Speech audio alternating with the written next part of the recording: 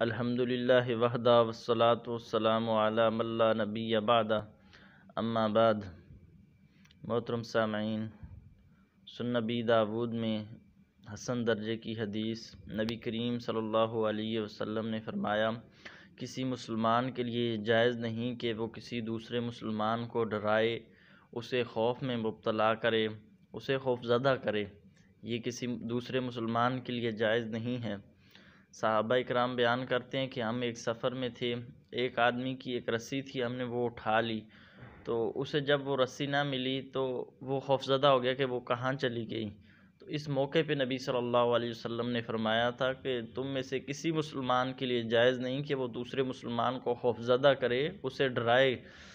تو آج ہم دیکھ لیں اپنے معاشرے میں چھوٹوں سے لے کر بڑے تک سارے ہی اسی بیماری میں مبتلا ہیں۔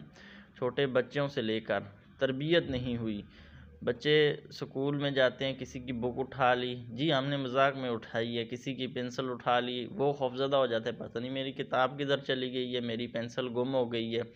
اسی طرح بڑے موبائل پر بات کر رہے ہوں گے کسی سے، نوجوانوں کا یہی حال ہے، موبائل پر بات کر رہے ہوں گے، جی فلاں فوت ہو گیا ہے، فلاں کو یہ ہو گیا ہے، میں یہاں چلا گیا ہوں، وہ بندہ اگلا گھبراہٹ میں مبتلا ہو جاتا ہے۔ تو نبی کریم صلی اللہ علیہ وسلم نے ایسے کاموں سے منع کر دیا۔